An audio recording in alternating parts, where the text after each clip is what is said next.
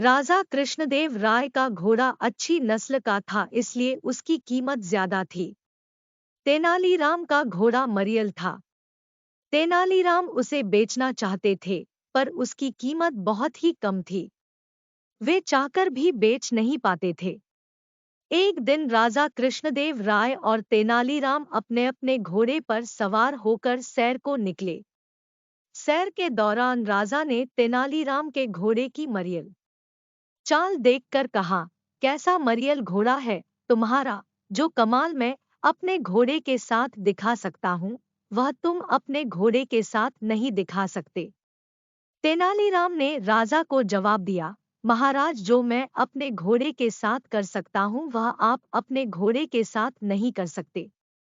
राजा मानने को जरा भी तैयार नहीं थे। दोनों के बीच 100 स्वर्ण मुद्राओं की शर्त लग गई।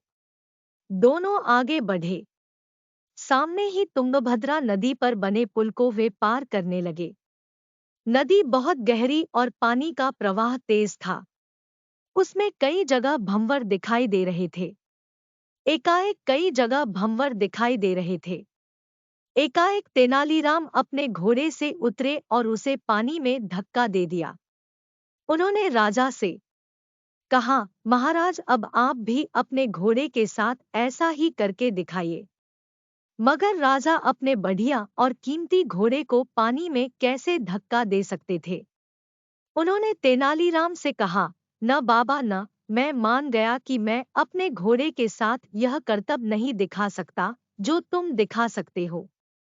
इस पर राजा ने तेनालीराम को 100 स्वर्ण मुद्राएं दे दी। पर तुम्हें यह विचित्र बात सूझी कैसे? राजा ने तेनालीराम से पूछा।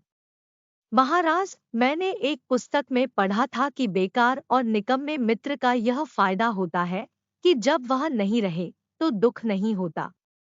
तेनालीराम की यह बात सुनकर राजा ठहाका लगाकर हंस पड़े।